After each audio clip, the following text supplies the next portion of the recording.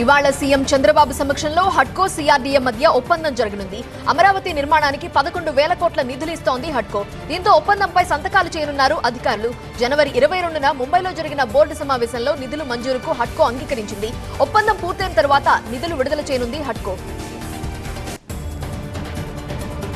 AP deputy CM Pawan Kalyan interesting tweet చేశారు. ఉత్తరాదినున్న హిమాలయాల్లో పరమశివుని కైలాసం ఉందని, దక్షిణాదిన ఆయన కుమారుడు మురుగన్ నివాసం ఉంటుందన్నారు. వారు వెలిసిన ప్రదేశం ఈ భారతదేశం. ఇది జగన్మాత ఆదేశమని పవన్ ట్వీట్ చేశారు. హరిరామ జోగయ్య లేఖపై స్పందించారు మంత్రి నిమ్మల రామానాయుడు. అమరావతికి ప్రభుత్వ ఖాతా నుండి 50,000 కోట్లు ఖర్చు చేస్తోందని సీఎంకు లేఖ రాశారు హరిరామ జోగయ్య. అమరావతికి ప్రభుత్వ నిధులు ఖర్చు చేయటం లేదన్నారు మంత్రి నిమ్మల. అమరావతి సెల్ఫ్ ఫైనాన్స్ రాజధాని అని, ప్రభుత్వం అన్ని ప్రాంతాలను అభివృద్ధి చేస్తోంది అన్నారు. జగన్ ప్రభుత్వం అమరావతిని విధ్వంసం చేసినప్పుడు హరిరామ ప్రతి ఒక్క ఐవీఎఫ్ క్లినిక్ లో మీకు ఈ డిస్కౌంట్ ఇస్తాము, ఆ డిస్కౌంట్ ఇస్తామంటారు. కానీ మేము బిడ్డని ఇస్తాం అని ఎందుకు చెప్పడం లేదు? మనం ప్రామిస్ కోసం డబ్బులు ఇస్తున్నామా, లేదా తల్లిదండ్రులు కావడం కోసం చెల్లిస్తున్నామా? Nova IVF. దాగిన ఖర్చులుండవు, మీరు నమ్మగల నైపుణ్యం మాత్రమే. జోగయ్య ఎందుకు మాట్లాడలేదని ప్రశ్నించారు మంత్రి. వచ్చే ఎన్నికల్లో మళ్లీ కాంగ్రెస్ పార్టీయే గెలుస్తుందని, తానే మళ్లీ సీఎం అవుతానని స్పష్టం చేశారు సీఎం రేవంత్ రెడ్డి. గత ఎన్నికల్లో కేసీఆర్ పై వ్యతిరేకతతో ప్రజలు ఓటు వేస్తే ఈసారి తమపై ప్రేమతో అధికారం అందిస్తారని చెప్పారు. సంక్షేమ పథకాల లబ్ధిదారులే తమ ఓటర్లని స్పష్టం చేశారు. 1 కోటి మంది మహిళలకు ఖచ్చితంగా లబ్ధి చేకూరుస్తానన్న ముఖ్యమంత్రి వాళ్ళిప్పుడు మాట్లాడకపోయినా ఓటు మాత్రం కాంగ్రెస్ కే వేస్తారని చెప్పారు. గతంలో తాను చెప్పిందే జరిగిందని, భవిష్యత్తులో కూడా అదే రిపీట్ అవుతుందన్నారు. తనకు స్టేచర్ కాదు, తెలంగాణ స్టేట్ ఫ్యూచరే ముఖ్యమన్నారు సీఎం రేవంత్. తాను పనిని నమ్ముకొని ముందుకు వెళ్తున్నానని, ఇచ్చిన ప్రతి హామీ నిలబెట్టుకుంటున్నానని అన్నారు. జనాభా లెక్కలపై కేంద్రం బడ్జెట్ అంచనాలు అడిగిందని చెప్పిన ముఖ్యమంత్రి 2027లో జనాభా లెక్కలు నోటిఫై చేస్తారని అంచనా ఉందని అభిప్రాయపడ్డారు. దానికి అనుగుణంగా కేంద్రం డీలిమిటేషన్ కు సమాయత్తమవుతోందని చెప్పారు. దక్షిణాది రాష్ట్రాలు నష్టపోకుండా ప్రయత్నిస్తున్నామని చిట్చాట్లో తెలిపారు రేవంత్. ఇవాళ జనగామ జిల్లా స్టేషన్ ఘన్పూర్ లో పర్యటించనున్నారు సీఎం రేవంత్ రెడ్డి. హైదరాబాద్ నుంచి హెలికాప్టర్ లో బయలుదేరి మధ్యాహ్నం స్టేషన్ ఘన్పూర్ శివారు శివనిపల్లికి చేరుకుంటారు. తొలుత సభా ప్రాంగణంలో ఇందిరా మహిళా శక్తిలో భాగంగా పలు మహిళా సంఘాలు ఏర్పాటు చేసిన స్టాళ్లను పరిశీలిస్తారు. అనంతరం ఘన్పూర్ నియోజకవర్గ వ్యాప్తంగా 800 కోట్లతో చేపట్టే పనులకు శంకుస్థాపన చేస్తారు. అక్కడే ఏర్పాటు చేసిన ప్రజాపాలన బహిరంగ సభలో సీఎం పాల్గొంటారు. రాయలసీమ ఎత్తిపోతల విషయంలో నిపుణుల కమిటీ కీలకమైన సిఫార్సులు చేసిందన్నారు మంత్రి ఉత్తమ్. డీపీఆర్ తయారీకి మించి ప్రాజెక్టు పనులు చేయలేదని, దరఖాస్తు సమయంలో అఫిడవిట్ ఇవ్వాలని సూచించిందన్నారు. యథాస్థితి పునరుద్ధరణకు సంబంధించి సమగ్ర నివేదిక కూడా ఇవ్వాలని కమిటీ కోరిందన్నారు. రాయలసీమ ఎత్తిపోతల పనులపై కేంద్రానికి లేఖ రాశామని, పర్యావరణ అనుమతి ఇవ్వొద్దని కోరామన్నారు మంత్రి ఉత్తమ్. రాయలసీమ ఎత్తిపోతల పథకం పనులను నిలవరించేందుకు అన్ని రకాలుగా ప్రయత్నిస్తున్నామన్నారు. గతంలో ఎప్పుడూ లేని విధంగా తెలంగాణలో విద్యారంగాన్ని అభివృద్ధి చేస్తున్నామన్నారు MP Mallu Ravi. BC, SC, ST, minority విద్యార్థులకు కార్పొరేట్ స్థాయి విద్య అందించేందుకు ఇంటిగ్రేటెడ్ పాఠశాలలు ఏర్పాటు చేస్తున్నామని వివరించారు. 58 ఇంటిగ్రేటెడ్ పాఠశాలల నిర్మాణం కోసం సుమారు 18,000 కోట్ల రూపాయలను ప్రభుత్వం ఖర్చు చేస్తోందన్నారు. సీఎం రేవంత్ రెడ్డి విద్యాశాఖ బాధ్యతలను నిర్వహిస్తూ ఉండడం వల్లే ఇది సాధ్యమైందన్నారు. సికింద్రాబాద్ అసెంబ్లీ నియోజకవర్గ పరిధిలో 2 కమ్యూనిటీ హాళ్లను ప్రారంభించారు కేంద్ర మంత్రి కిషన్ రెడ్డి. తార్నాక డివిజన్లో శాంతినగర్, లాలాపేట్లో కమ్యూనిటీ హాల్స్ ని ప్రారంభించి బస్తీ ప్రజలకు అందుబాటులోకి తీసుకొచ్చామన్నారు కిషన్ రెడ్డి. చిన్న ఫంక్షన్లు చేసుకునేందుకు ఉపయోగపడేలా కమ్యూనిటీ హాల్స్ నిర్మించామని అన్నారు. కేంద్రంపై విమర్శలు చేయడం అంటే ఆకాశం మీద ఉమ్మేయడమేనని కేంద్ర మంత్రి బండి సంజయ్ అన్నారు.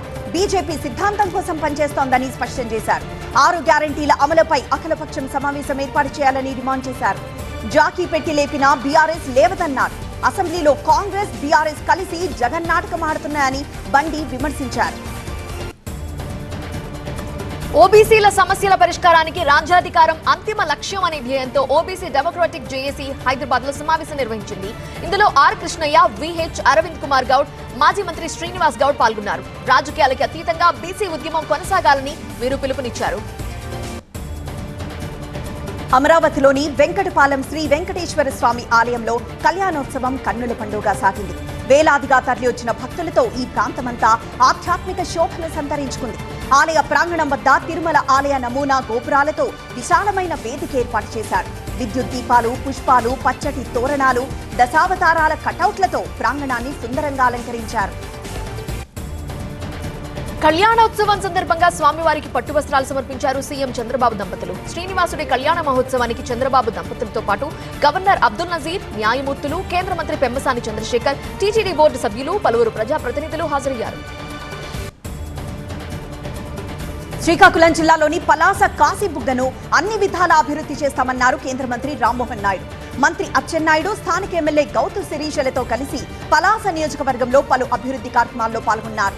పలాస కిడ్నీ రీసెర్చ్ హాస్పిటల్లో డయాలసిస్ యూనిట్లను ప్రారంభించారు. ఉద్దానం ప్రాజెక్టును నెల రోజుల్లో పూర్తి చేసి పలాస కాశీబుగ్గ ప్రజలకు తాగునీరందిస్తామన్నారు రామ్మోహన్ నాయుడు.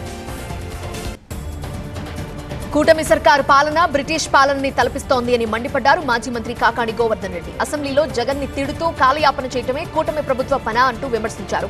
పోలీస్, రెవెన్యూ వ్యవస్థల ఆధీనంలో ఉన్న ప్రభుత్వ సంపదకు రక్షణ లేకపోవడం దారుణమని ఆగ్రహం వ్యక్తం చేశారు.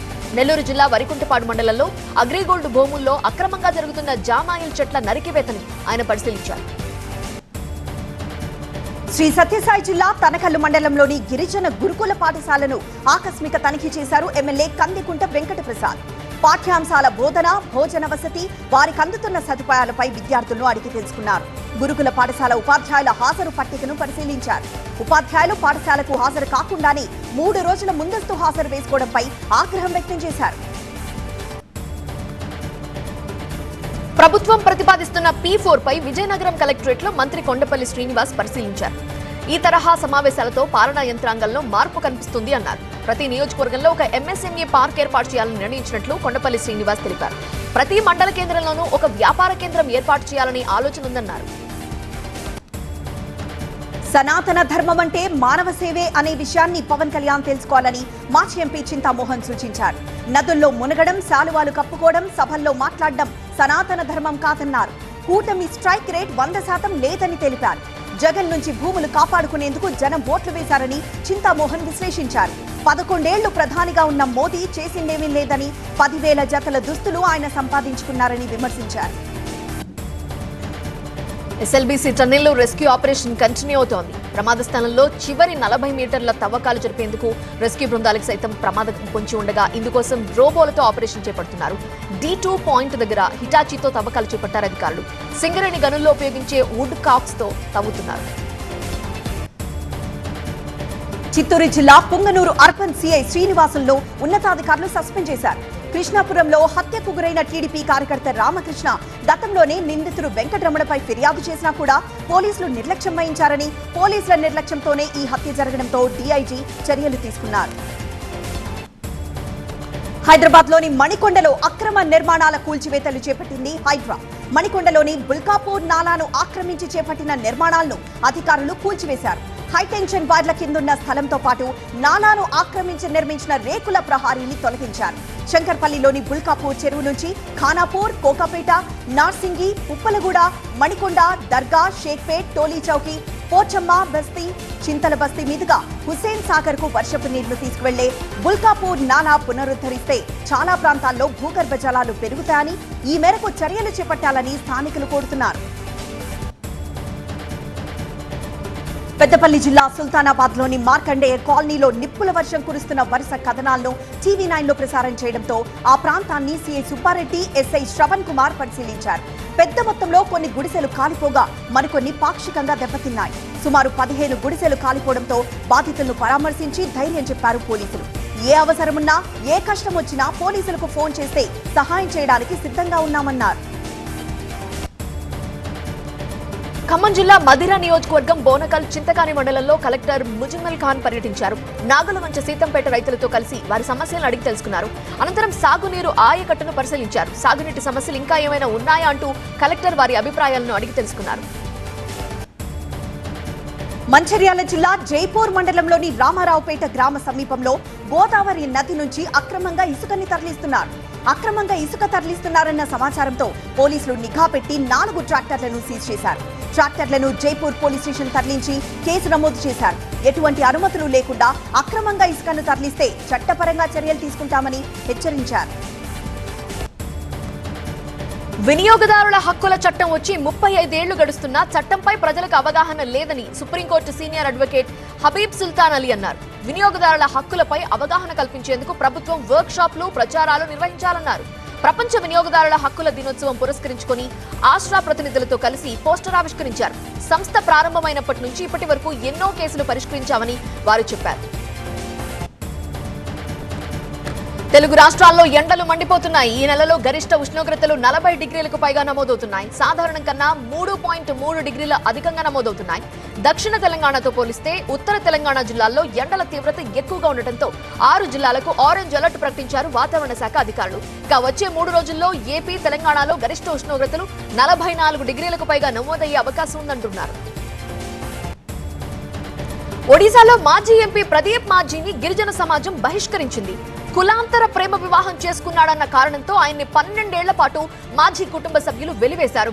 గిరిజన సంప్రదాయాలను ఉల్లంఘించి గిరిజనేతర మహిళను పెళ్లి చేసుకోవటాన్ని వాళ్లు నేరంగా పరిగణించారు. వచ్చే నెలలో ప్రధాని మోదీ శ్రీలంక పర్యటనకు రెడీ అయ్యారు.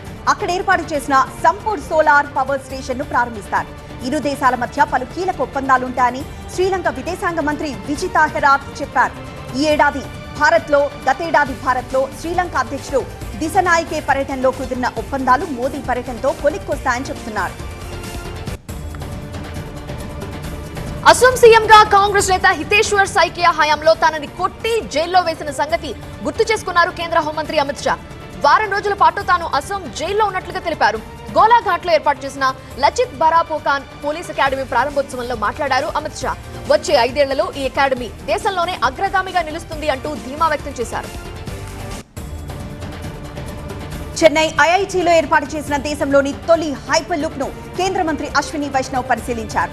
భారతీయ రైల్వే సహకారంతో ఐఐటీ 422 మీటర్ల టెస్ట్ ట్రాక్ ను అభివృద్ధి చేసింది.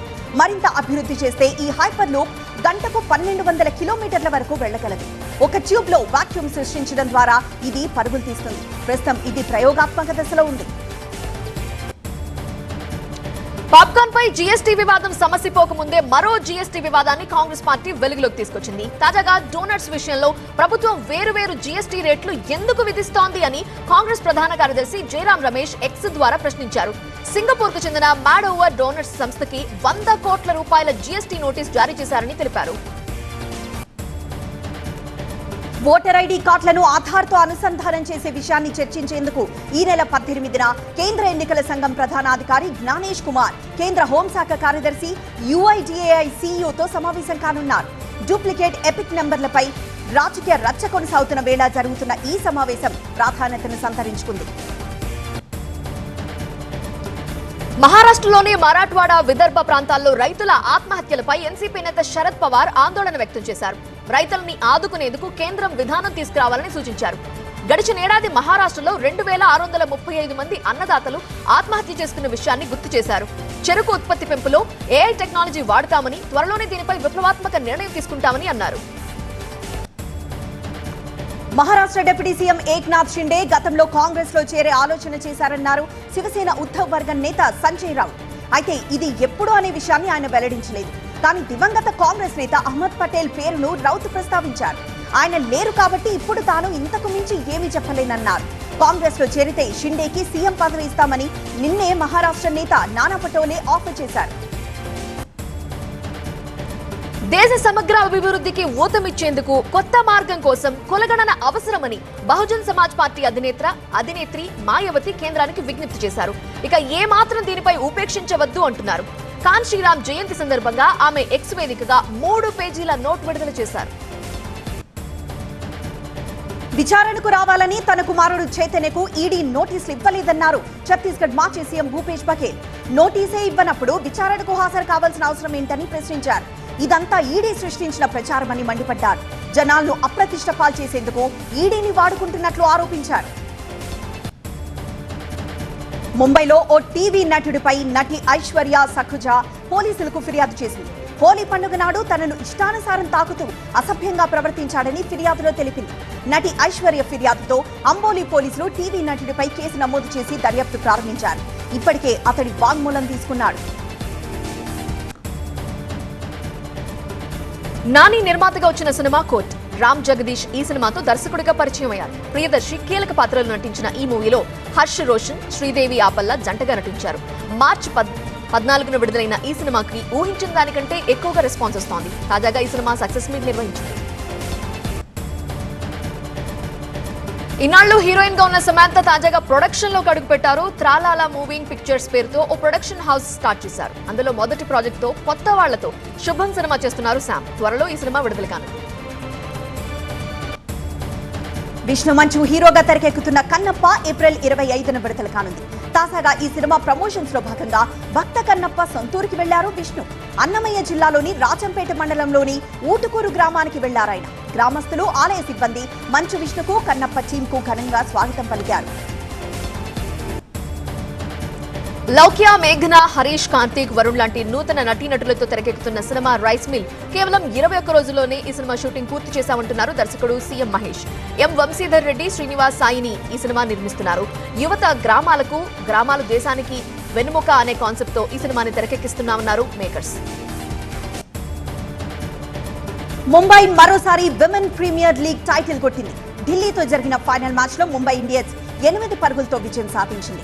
తొలుత బ్యాటింగ్ బరిలోకి దిగిన ముంబై 149 పరుగులు చేసింది. 150 పరుగుల టార్గెట్ తో బ్యాటింగ్ చేసిన ఢిల్లీ 141 పరుగులకే పరిమితమైంది. రెండోసారి టైటిల్ గెలుపుతో ముంబై ఇండియన్స్ సంబరాలు మిన్నంటాయి.